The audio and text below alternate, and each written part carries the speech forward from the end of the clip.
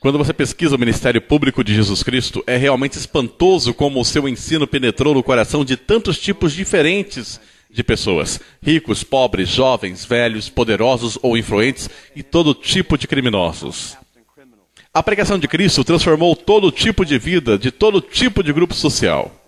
Na verdade, houve apenas um grupo de pessoas que rejeitou os ensinamentos de Jesus quase que totalmente. Os fariseus e a liderança religiosa foram cheios de um violento ódio por Cristo. Eles ficaram espiritualmente cegos para os seus milagres e mortos para a sua verdade transformadora de vidas. Mas por que eles odiavam a Cristo tão ferozmente? No sermão de hoje, John MacArthur abre a palavra de Deus e nos ajuda a entender por que líderes religiosos rejeitaram a Cristo e por que eles eram tão contrários ao evangelho que ele pregava. Pegue a sua Bíblia e prepare-se para ser atingido pelo escândalo da graça. E fique por aqui depois da mensagem de hoje para dar uma olhada no novo vídeo da série de estudos bíblicos do nosso pastor. Acredite-me, você não vai querer perder isso. Por que é que o mundo nos deixa tão embaraçados sobre o Evangelho? Porque decidi nada saber entre vós senão a Cristo e a este crucificado.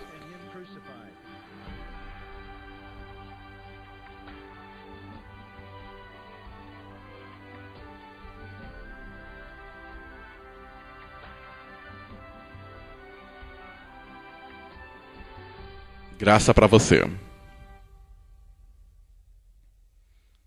O escândalo da graça. Vamos imaginar apenas como uma ilustração que Jesus, o Filho de Deus, o Salvador e o Messias, tivesse vindo ao mundo nos nossos dias, ao nosso país, e que no ano de 2009 ele viria pela razão pela qual ele veio, para ser um sacrifício pelo pecado. Se de fato ele tivesse vindo neste momento e nesse lugar para morrer, ele teria sido morto pela razão oposta pela qual ele foi morto no século I em Israel. Pela razão totalmente contrária. Quando ali no século I em Israel, ele foi rejeitado, ele foi desprezado, ele foi odiado, ele foi assassinado. Pelo motivo de que ele não era suficientemente religioso, suficientemente. Essa foi a razão pelos padrões dos líderes religiosos judeus, principalmente os fariseus. Ele não era santo o bastante.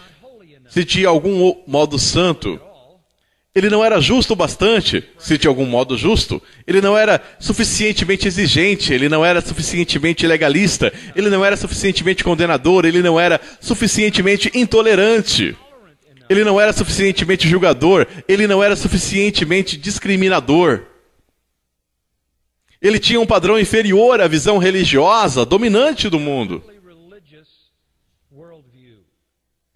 Bem, se Jesus viesse hoje ao nosso país e no nosso tempo,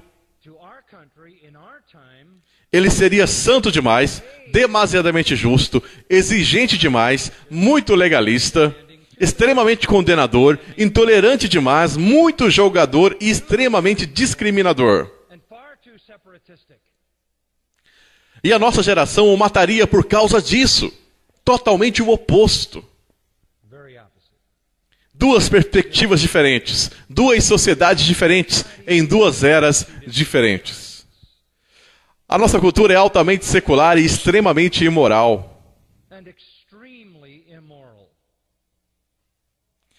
A cultura deles era altamente religiosa e extremamente moral. Nós iríamos odiar Jesus por condenar pessoas boas. Eles odiavam por perdoar pessoas ruins. Tão logo nosso Senhor iniciou o seu ministério, os líderes judeus desenvolveram ódio contra ele. O motivo foi exatamente o que eu disse. Ele não era suficientemente santo.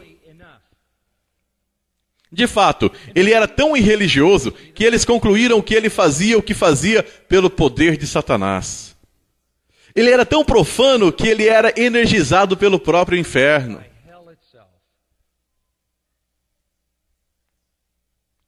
Eles condensaram esse ponto de vista e fizeram dele um mantra.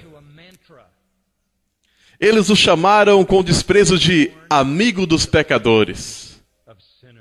Qual foi o pior que eles falaram dele?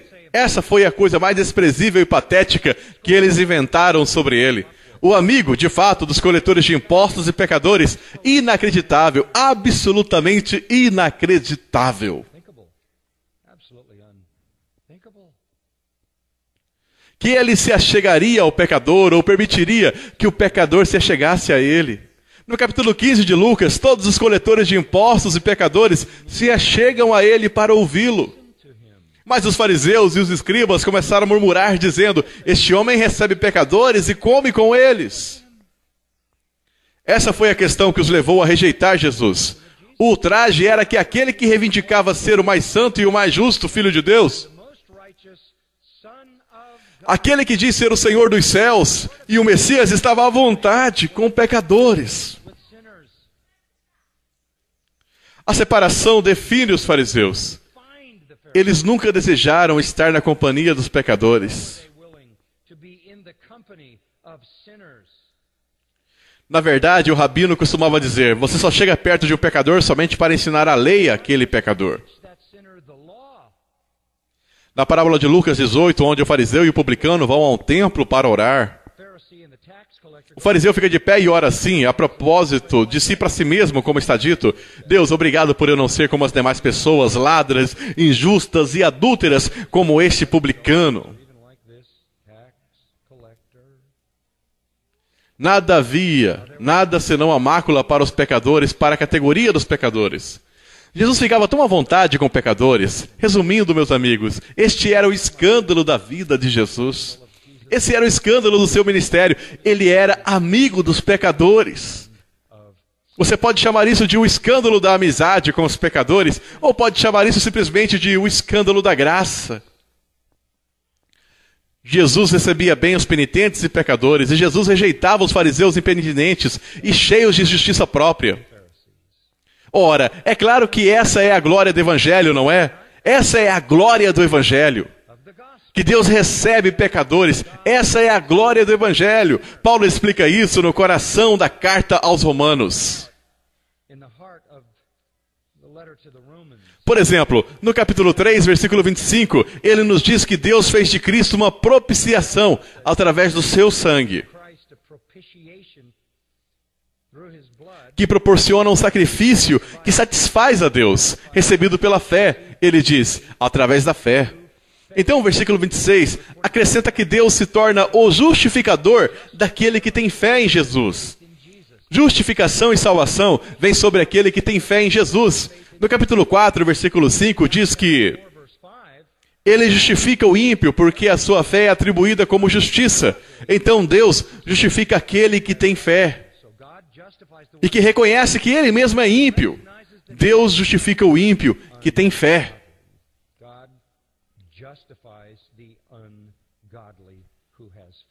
Romanos capítulo 5, versículo 6. Quando nós éramos fracos, Cristo morreu a seu tempo. Aqui está o versículo chave para o ímpio. Ele não morreu pelo piedoso, ele morreu pelo ímpio. Ele justifica o ímpio. Isso é o Evangelho. A glória do Evangelho não é que Deus concede salvação para pessoas que merecem, ou que ele concede salvação para pessoas que realizam, ou para as pessoas que são suficientemente boas, justas ou santas. Mas o que ele concede salvação ao ímpio, ao pecaminoso, ao injusto que crê em Cristo e se arrepende. Este é o escândalo da graça, e ele escandaliza todo o sistema de justiça pelas obras que existe. Essa é a diferença entre o Evangelho verdadeiro e todas as outras religiões. Ora, a passagem pela qual eu falei há pouco, isso é sobre o escândalo da amizade ou o escândalo da graça, elas nos conduz realmente ao âmago, à essência do Evangelho. Vamos começar no capítulo 13, diz: de novo Jesus saiu para junto do mar, e toda a multidão vinha ao seu encontro, e ele os ensinava. Quando ia passando, viu a Levi, filho de Alfeu, sentado na coletoria, e disse-lhe: segue-me. E ele se levantou e o seguiu. E achando-se Jesus na mesa de Levi, muitos publicanos e pecadores estavam comendo com Jesus. E seus discípulos, pois havia muitos deles.